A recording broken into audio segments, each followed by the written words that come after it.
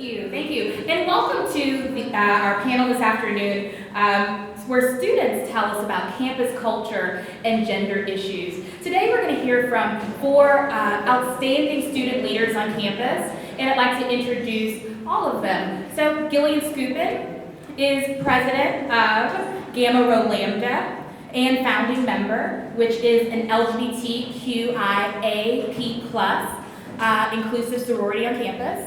And sitting right next to Gillian is Brea Butler. Brea is president of the Black Women's Leadership Association. And next we have Jakia Steele, who is the president of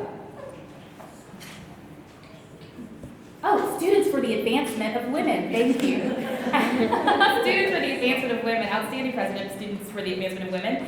And finally, we'll hear from Seirra Gary, who's the vice president of Giving Love, Acceptance, Safety, and Support, otherwise known as GLASS on campus. And she's also president of V-Day Lafayette. So we'll hear from each of our speakers. Each would like to share their individual perspective and experiences as concerning gender issues on campus. So each will speak for about 5 minutes, and then we'll come together to have a conversation, and we'll welcome questions from you all. Thank you. So, as Dr. Winters said, my name is Gillian Skupin. I'm the president of an LGBTQIAP+ and ally sorority here on campus. So we were founded last year, spring semester last year. We've been here for about a year now. I have starting my second term as president, and really we came together to start this organization because we felt that there was a lack of representation and a lack of as much of a safe space as we would have liked as not only members of the LGBT community, but as either women or gender nonconforming or transgender members of the LGBT community. There is a lot of microaggressions against our community on this campus, particularly on the part of the administration, whether they really realize it or not. It's something that I have personally dealt with on multiple occasions. I've had multiple administrators brush off the way that I introduce my organization. I do choose to use, or we as an organization choose to use this full acronym because we want to be as inclusive and as supportive of people who have various gender identities and sexualities as we can be, which is why we do not stop at LGBT. And I've had administrators be like, oh yeah, LGBTQ, LMNOP, haha, that's such a long acronym. There's no way I can keep track of that. And I've approached these administrators and said, hey, that's a problem. Like, that made me feel bad, and or speakers that these administrators have brought in have made those same sort of comments, and that's not appropriate. That's not the way that you should be addressing this community on campus that really only has our sorority and GLASS to represent it. And the response was, well, no, those people are really progressive. I don't know what you're talking about. That's not a problem, and it is. Now, as far as the issues, and these issues expand beyond Gamma Rho Lambda, beyond GLASS, beyond the LGBT community, I feel like there is not enough support on the part of the administration, specifically the administration who is in student affairs, where the point of their job is to support our students. There's not support for marginalized communities to the extent that there should be on this campus. We don't have a women's center.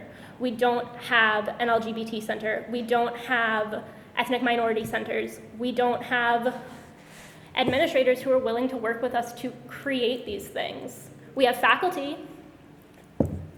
but the fact of the matter is, all of us are full-time students. Faculty also has full-time jobs teaching and doing research.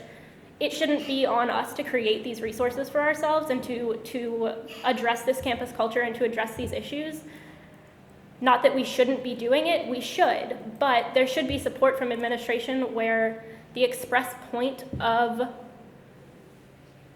having them on this campus is for those resources to be available. You know, we shouldn't be creating our own safe spaces within the university. These safe spaces should be open and available to us upon entering this university. And I've been a member of student orientation staff. I've been a peer mentor. I've seen the way that these things are treated with the general student population, and the fact of the matter is they're not addressed. There was a diversity panel for Cajun Connection, something that we just started. It wasn't a diversity panel. It was a leadership panel. How do you get involved on campus? Hashtag you all get involved. That is important as incoming freshman students. But it is also important to have those hard conversations to say, hey, you shouldn't be treating women that way. You shouldn't be treating people of color that way. You shouldn't be treating members of the LGBT community that way. These people are here and they have their own struggles, and you need to be cognizant of that. And just saying, oh yeah, it's fine, we have LGBT leaders, but you wouldn't even know they're gay, LOL. Or, oh yeah, there's BWLA, there's BMLA, there's, you know, there's NPHC sororities and fraternities. So yeah, you're totally, you have as many resources as you need on this campus. And we still have issues with racism, we still have issues with sexism, we still have issues with homophobia. We're going to have these issues, and all of these issues are interconnected, and that is not addressed on this campus the way that it needs to be. All right, well, I guess it's tough to follow that. As Dr. Winters already let you all know, my name is Brea Butler, and I'm the president of BWLA, which stands for the Black Women's Leadership Association here on UL's campus. Our mission statement is to cultivate, empower, and unify African American women to become effective leaders. And every member basically tries to live out that mission statement in everything that we do on campus, whether it's community service events, fundraising, or just raising awareness about Black issues. But some issues that we, as Black women, encounter on campus oftentimes is lack of understanding as well as lack of support. The Black Women's Leadership Association was founded in fall of 2012 when I was just an incoming freshman here. At that time, there had already been a Black Male Leadership Association on campus for about 2 years. When we were formed, we were told that there wasn't a need for a Black Women's Leadership Association because we have historically Black sororities on campus. I'm in a historically Black sorority. I'm a member of Delta Sigma Theta Sorority Incorporated, but I'm also in the Black Women's Leadership Association, primarily because our issues don't just stop at what our sororities address.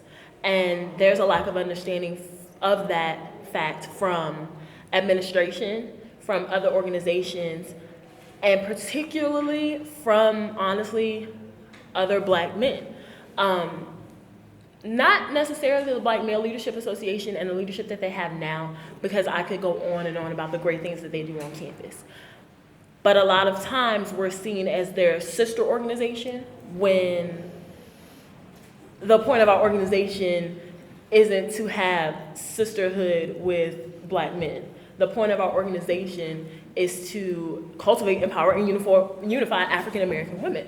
A lot of times our issues are seen as not important because Black male leadership is already doing something like this, or NPHC sororities and fraternities are already doing something like this, or white feminist organizations are already doing something like this. So we kind of have to continuously carve out our own space on campus in order for our issues to, one, be validated, and two, even be recognized. A lot of times excuse me for a second, throat's getting dry.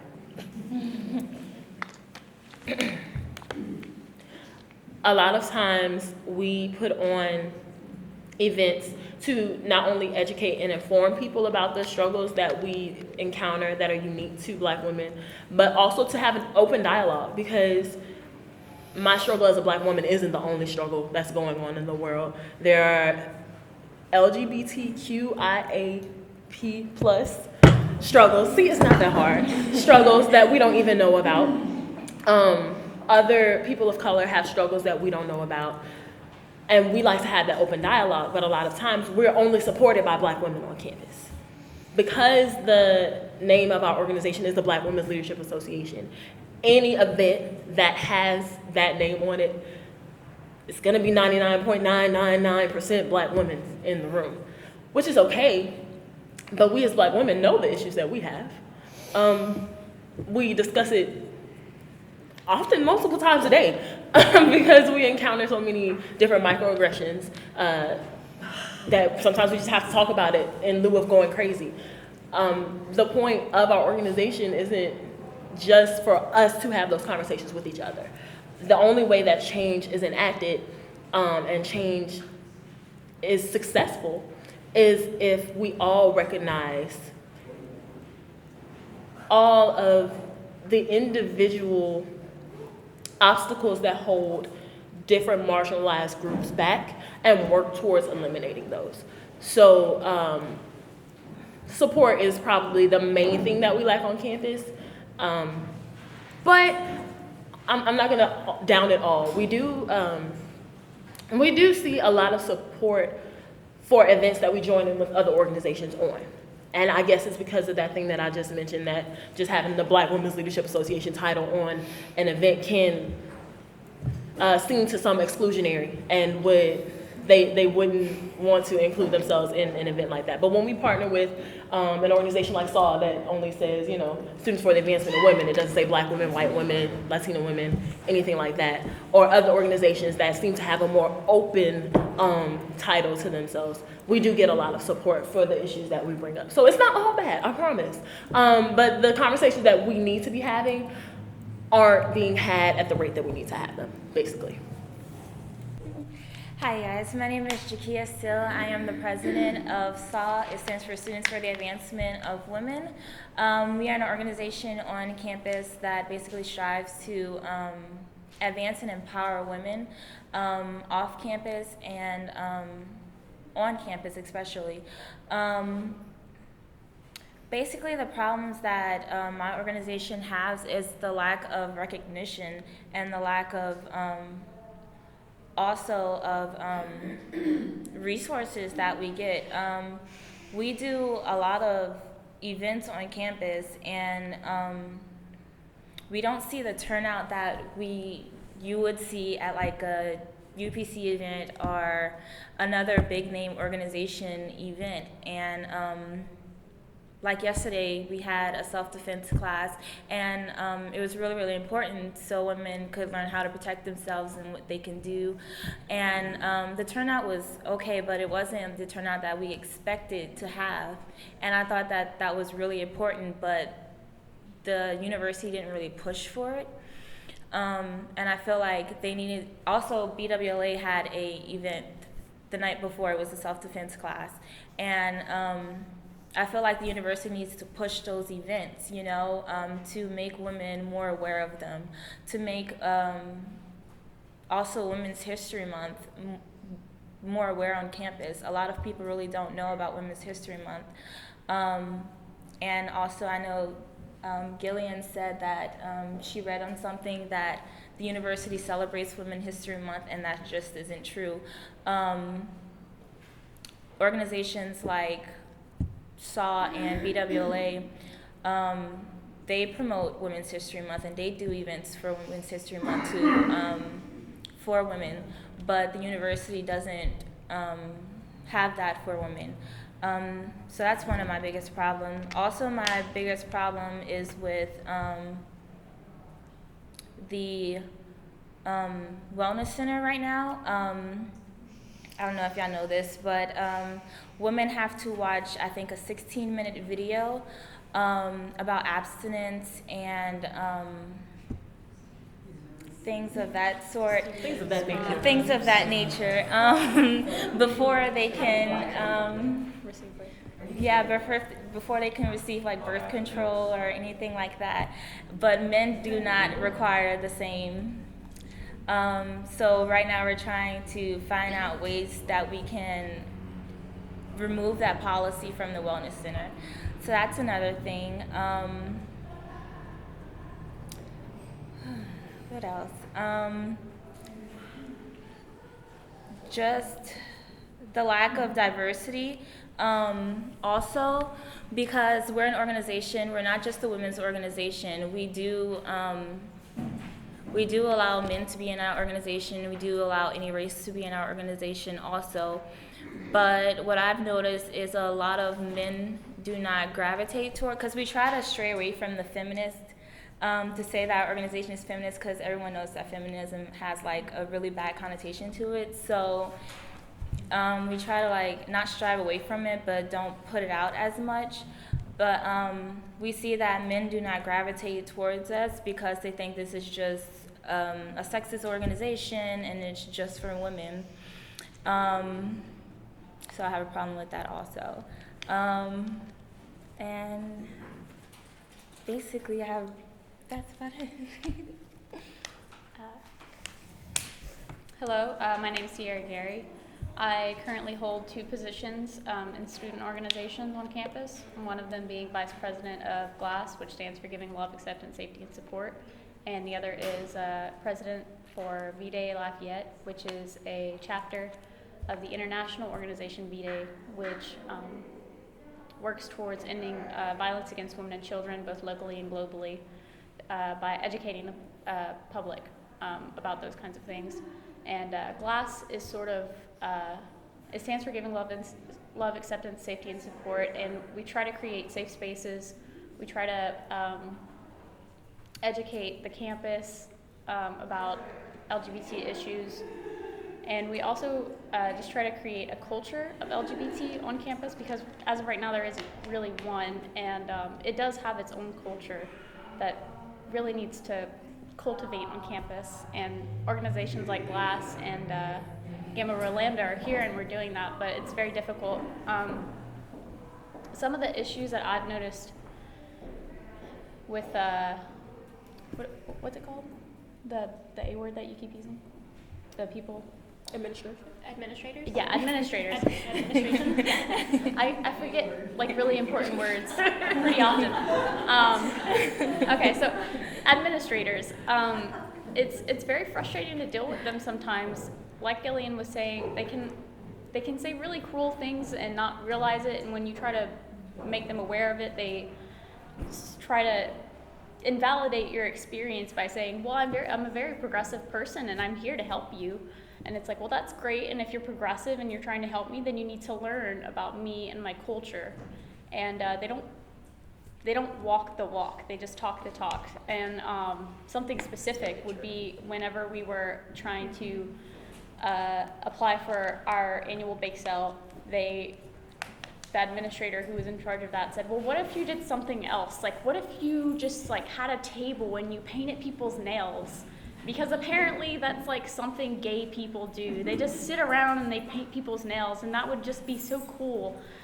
And that's really offensive because, first off, you're saying that the entire LGBT organization that we're running is just a bunch of white, gay, feminine men who only paint nails. But it's not. It's people of color, people who identify as transgender, who are queer and bisexual and lesbian and gay and white and black and Hispanic, and there's so much diversity in our organization. For you to just say maybe you should just paint people's nails and get money for that, like, why are you making us one-dimensional? And when you attempt to tell them that, they become really offended, and really they're not the ones that should be offended. We are, because we are not a one-dimensional group and we're not a bunch of one-dimensional people. Some other things that I've noticed within the campus culture, like students, is Jakia, right? Jakia. Like Jakia was saying, it's difficult to get certain populations involved in our organizations because they look at it and they think, oh, that's just for gay people, that's just for women, that's just for feminists, and that's not what it is. A movement isn't just built on people who are experiencing that oppression. It's moved by the people who are experiencing that oppression, but also by people who aren't and who are aware of it and who are supporting them. And it's difficult to find that support from straight allies or from men Almost every single event that I've helped V-Day produce has been met with some form of a outright aggression or a microaggression. We produced the My Lingerie play. Brea was a part of it. One man came up and just started this huge argument about how women shouldn't be upset that like certain things were happening to them. The play was it's difficult to get support from administrators. It's difficult to get support from student populations. Everyone who thinks that they're helping assumes that all the help should be appreciated and they should never be reprimanded or educated because they must already know everything that they need to. And with student populations, it's difficult to get people who aren't already a part of the culture involved in the culture because they don't feel like they are a part of the identity. And something else that I'd like to talk about, as vice president of LGBT organization GLASS, we don't just have women, we also have men. And I don't know if they are aware of it, but I find it very frustrating whenever issues that men are experiencing aren't addressed in events that happen on campus. So there's always educational events about domestic abuse, and it's assumed that the only people who are experiencing this must be white, straight women, but that's not the case. It never has been, and it never will just be a white woman's issue. There are men who are in relationships with other men who are being domestically abused, and no one is addressing that issue for them, and it's marginalizing their experience, and it's making it difficult for them to find support for issues like that. And that's it.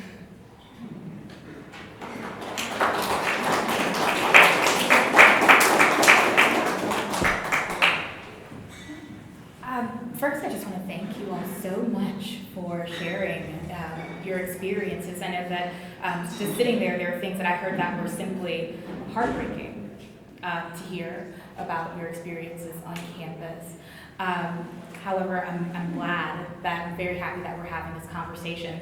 And we want to continue the conversation and bring you into it. We talked about conversations that we needed to have on campus.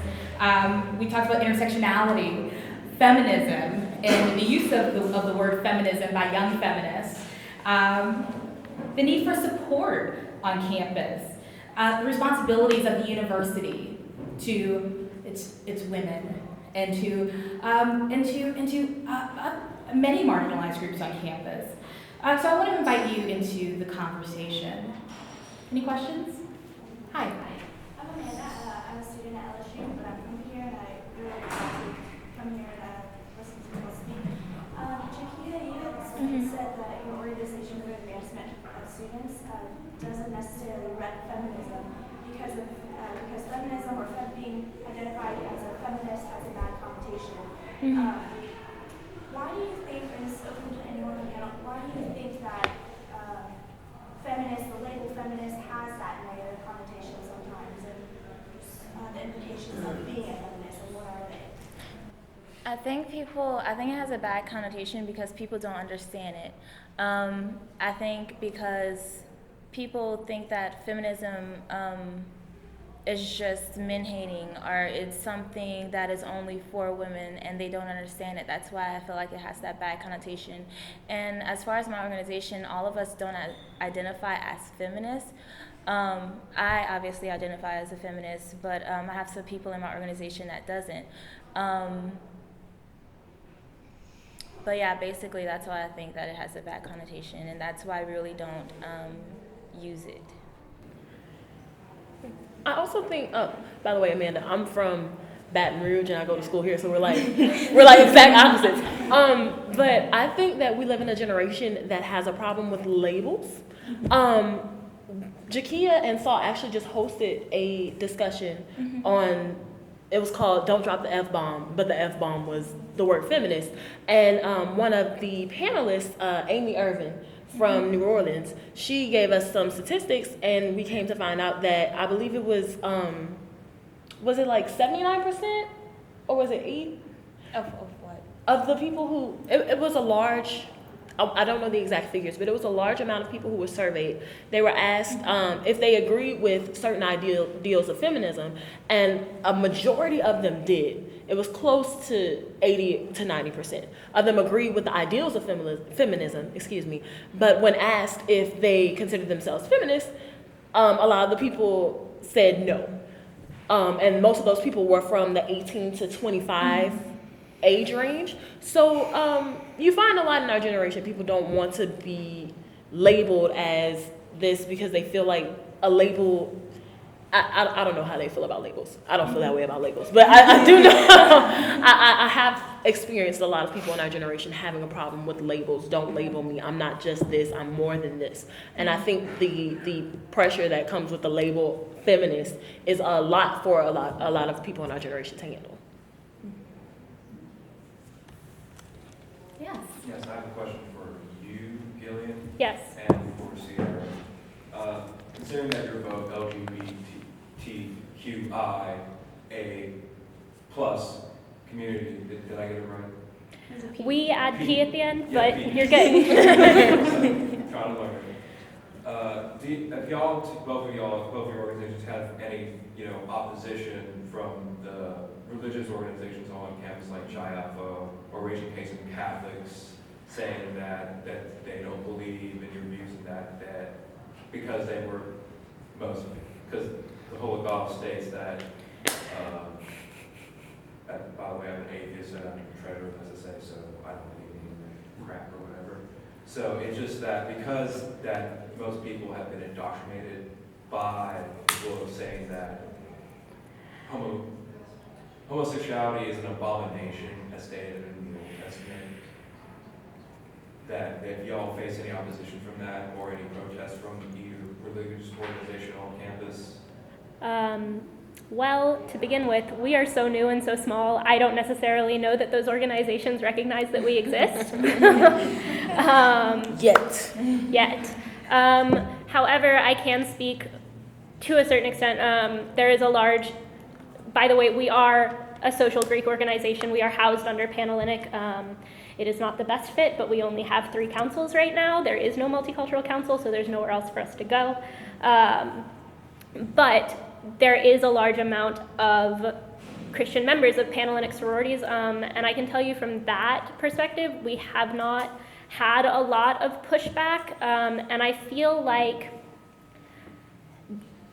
a lot of the hostility that I personally have experienced on this campus in relation to my sexual identity and the fact that I am gender nonconforming, I identify as genderqueer,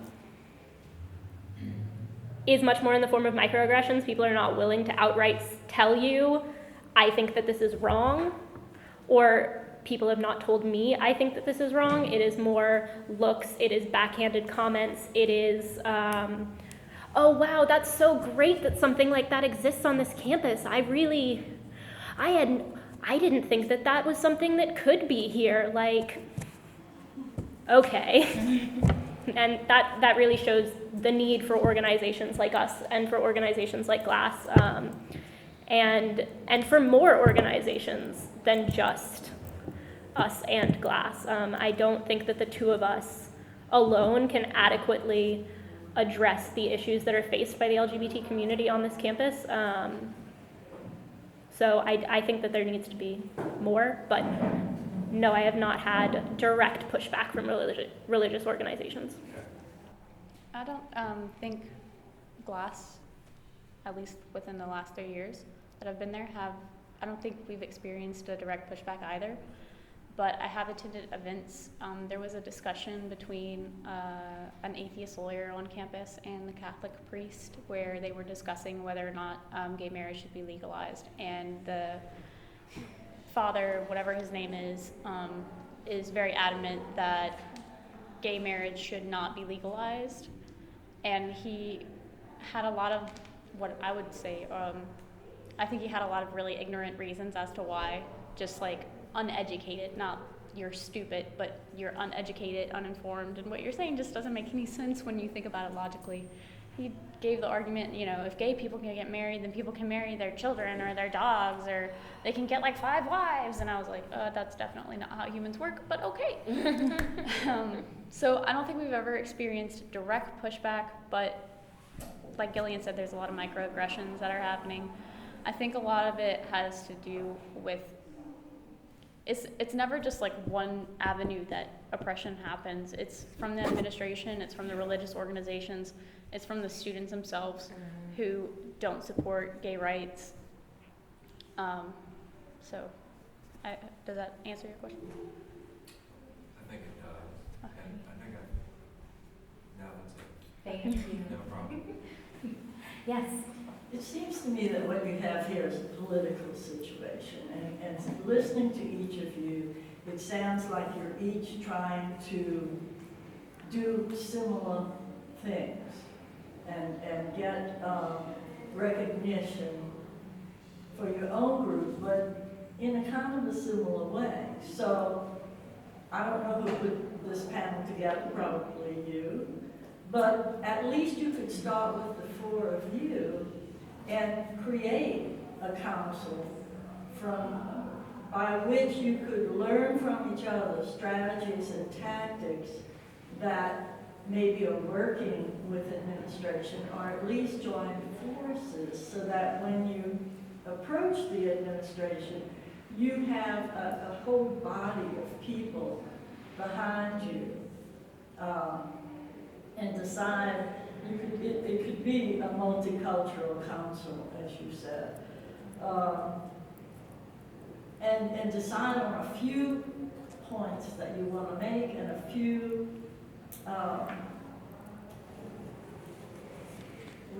responses that you want to get from administration, so that you have an agenda that you're trying to present as a united force. You might have more success with that, instead of each of you trying to go and get from administration. And when you offer an event, make sure that each of your groups on this multicultural council supports that, and you would build a momentum that way.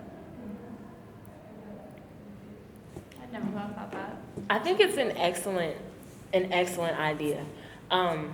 It's just slightly problematic to enact it at our university, simply because whenever we couldn't just meet as a multicultural council or a multicultural committee without, exactly, we have to be an approved organization.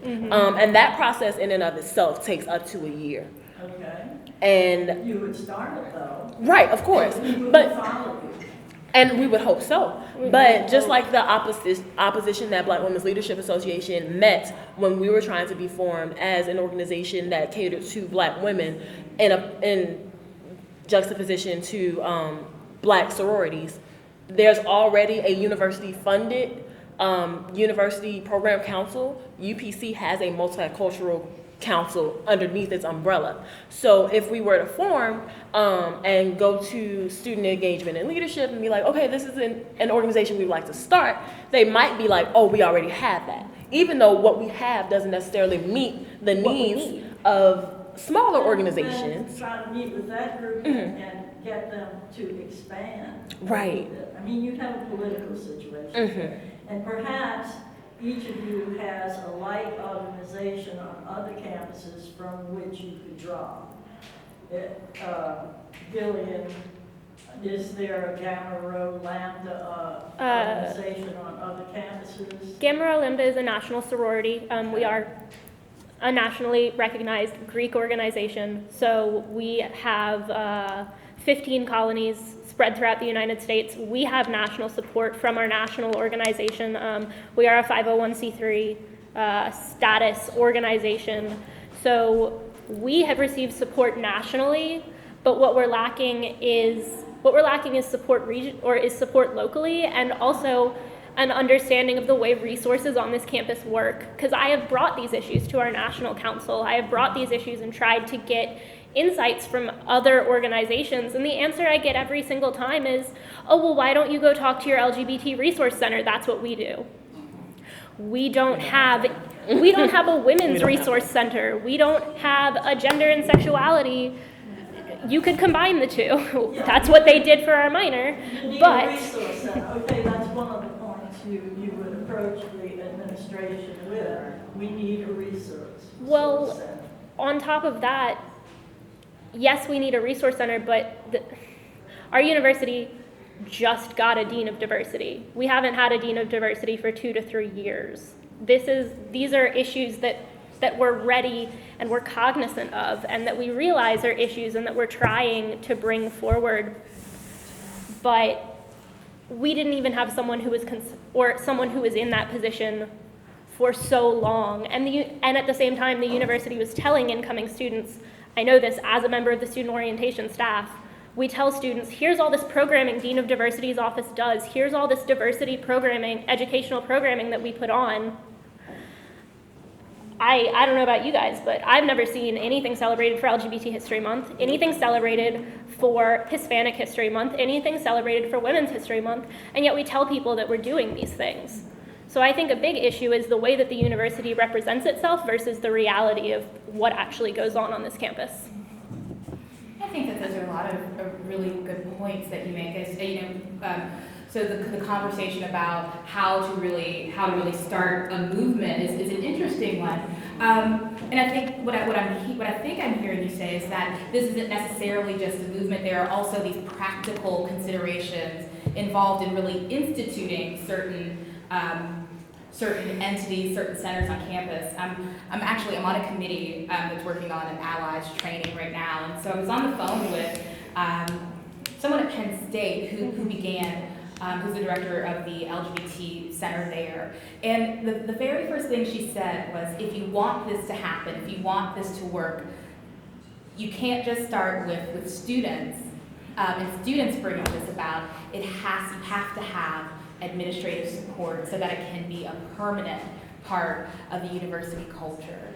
And so I think that's a really interesting question to consider. What is the responsibility? What do you feel the responsibility the university has to its students?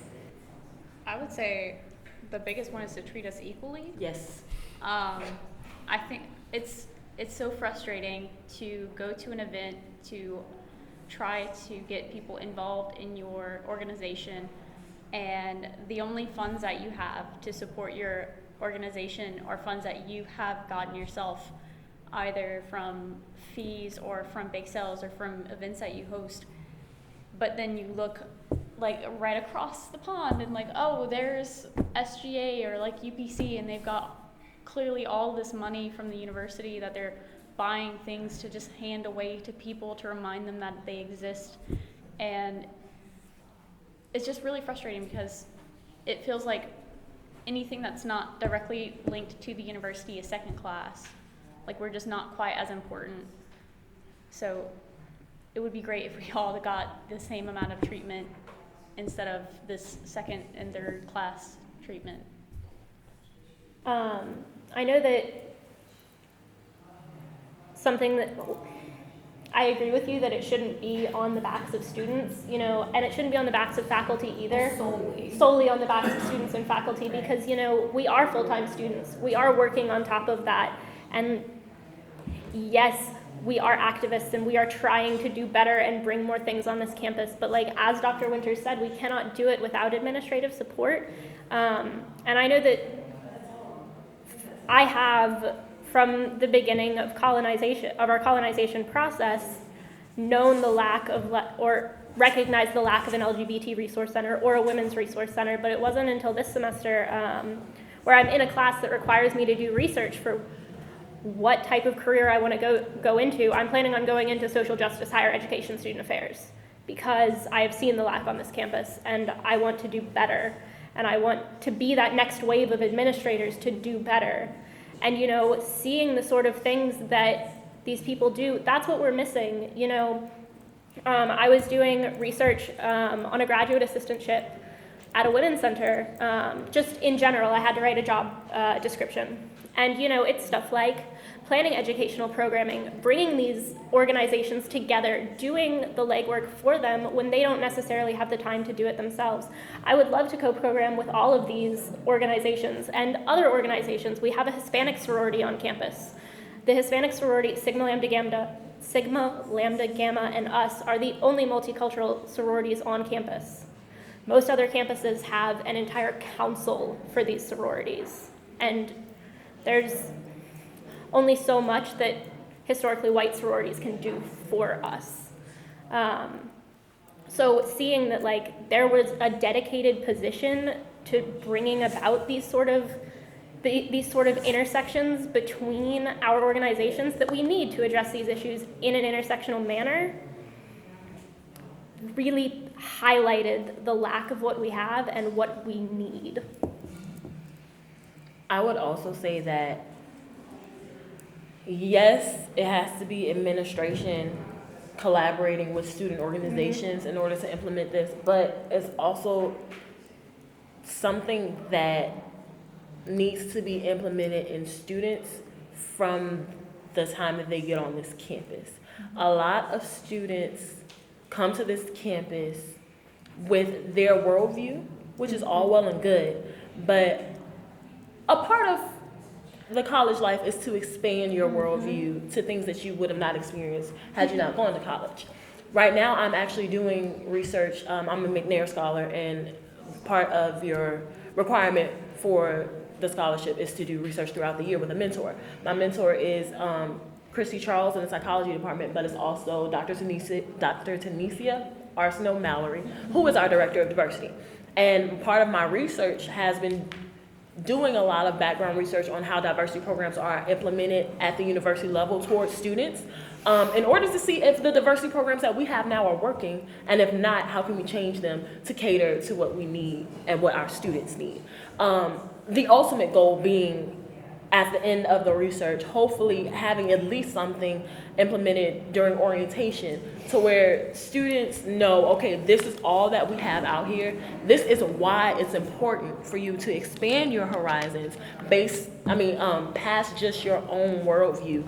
And this is how you can benefit from it. This is how our university can benefit from it. This is how the world can benefit from diversity. I'm really passionate about it, if you can't tell already.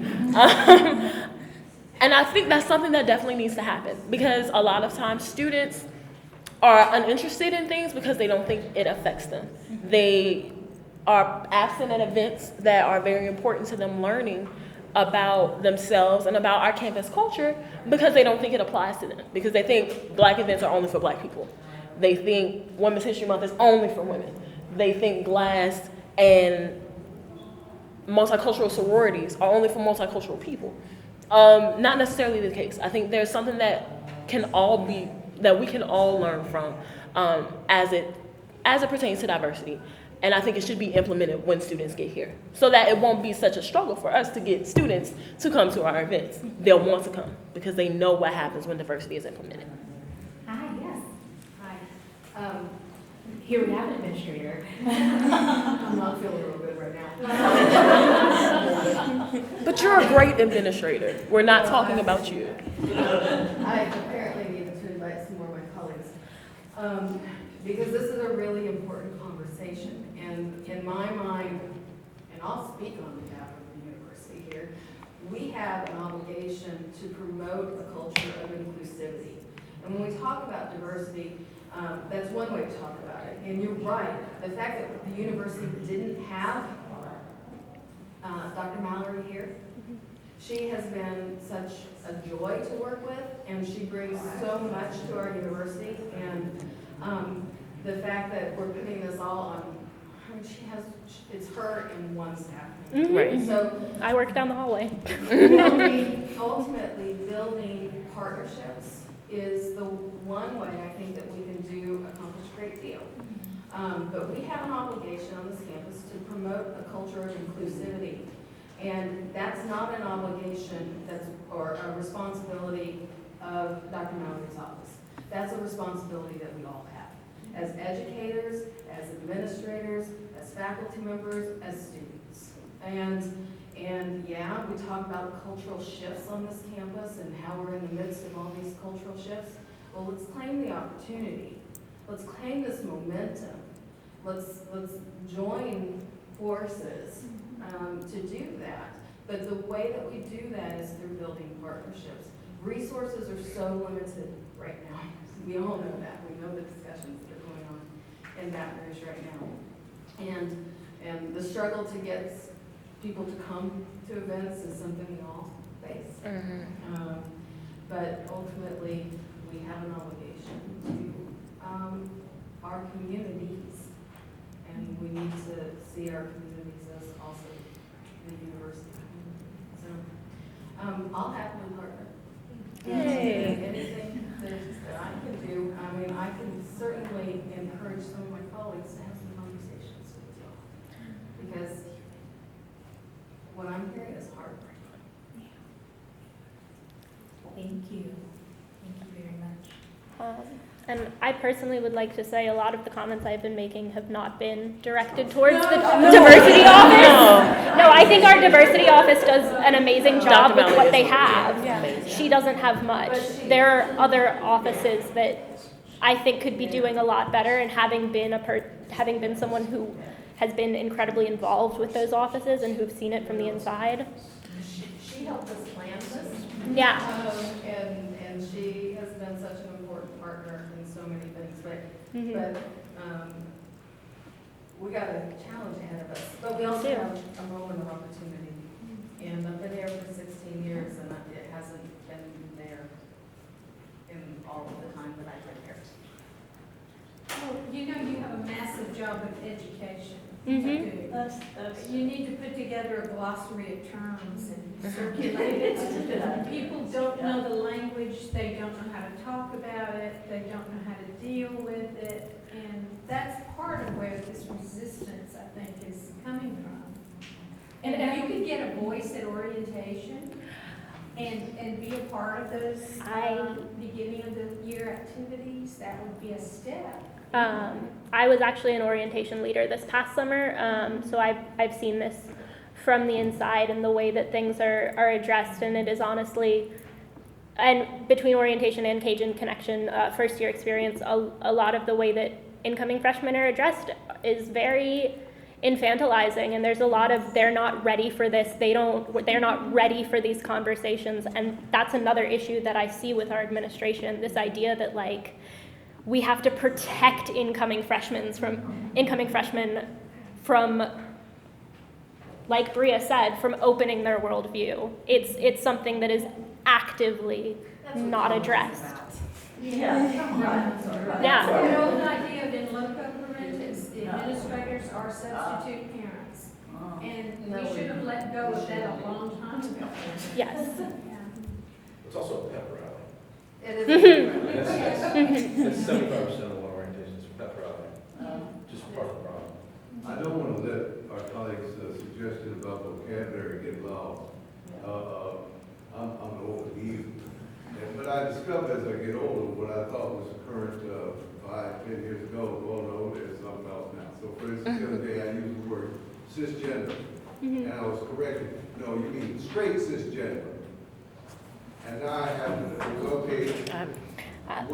You don't know that either. No, well, I mean, straight cisgender would be an intersection of someone who is straight as a sexual identity and cisgender as a Correct. gender identity.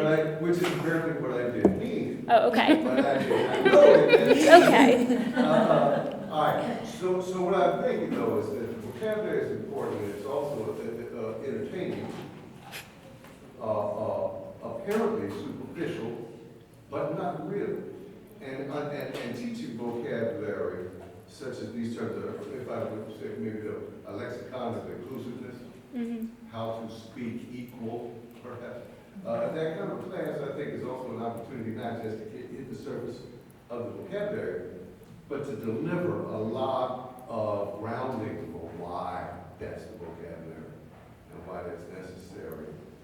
So I know that's a very narrow piece of this, but I think it's a lever.